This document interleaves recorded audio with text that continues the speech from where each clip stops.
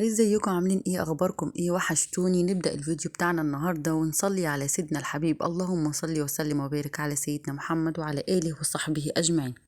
النهاردة هنعمله بقى صينية سردين كده جميلة، والرز الصيادية بتاعنا.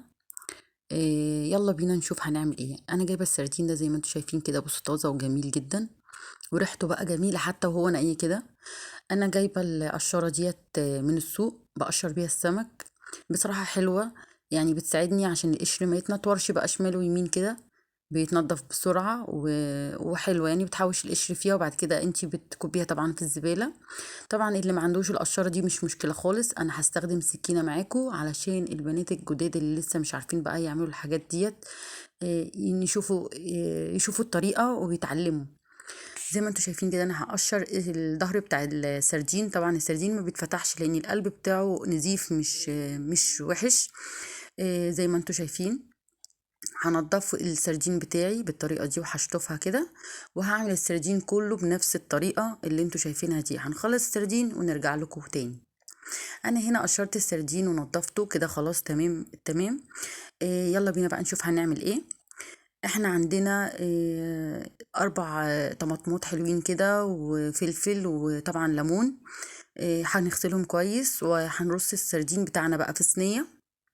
زي ما انتوا شايفين كده حبايبي، هنرص السردين في صينية، وهنبتدي ان احنا نقطع عليها الحاجات بتاعتنا دي: الطماطم والفلفل مكعبات كده.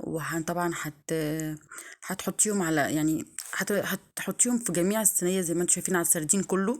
وطبعا الفلفل بنفس الطريقة توزعيهم كده على الصينية من فوق. اللهم صل وسلم وبارك على سيدنا محمد وعلى آله وصحبه أجمعين. زي ما انتوا شايفين هنخلص الكمية بتاعتنا، الفلفل كله والطماطم كله، وبعدين هنكونوا بقى بشرين مع بعض 3 فصوص توم. وبعد ما نقطع الفلفل والطماطم زي ما انتوا شايفين كده، هجيب التوم وبرضه هوزعه على الصينية بتاعتي من فوق زي ما انتوا شايفين. وبعد كده هجيب بقى 3 ليمونات حلوين، وهبتدي ان انا اعصر الليمون. ما تقوليش الليمون كتير، لا هيبقى مز، لا لا خالص، السردين بيحب الليمون كتير وبيحب الملح كتير زي ما انتوا شايفين كده. وهاجي انا هعصر 3 ليمونات، وهقطع ليمونه الرابعه طرنشات علشان اوزعها على الصينيه من فوق زي ما انتوا شايفين حبايبي. السردين عامه بيحب الليمون وبيحب الملح، وما بيبقاش حادق ما بيبقاش مزز خالص، لا بالعكس بيظبط طعمه. زي ما انتوا شايفين معايا معلقه ملح كبيره او معلقه ونص على حسب الصينيه اللي معاكي. هتوزعي الملح زي ما انا بوزعه كده، وما تخافيش مش هيحدق منك ولا حاجه. وطبعا الكمون برضو هنحط كمية محترمة من الكمون، حبة حلوين كده زي معلقة كبيرة. و... واللي حابب يحط شطة يحط، أنا حطيت حبة شطة يعني زي معلقة صغيرة شطة. لو مش حابة خلاص، عايزة تحطي فلفل أخضر حامي برضو بدل الشطة، ده زي ذوقيات يعني اللي انتي تحبيه يا حبيبتي. وأنا حطيت 4 معالق زيت من فوق الوش بالطريقة ديت، هوزعهم على الصينية. انا حطيت بالمعلقه طبعا علشان ما كبش ويتكب مني، لا بالمعلقه هبقى ظابطه الدنيا. وهوزع الزيت كويس.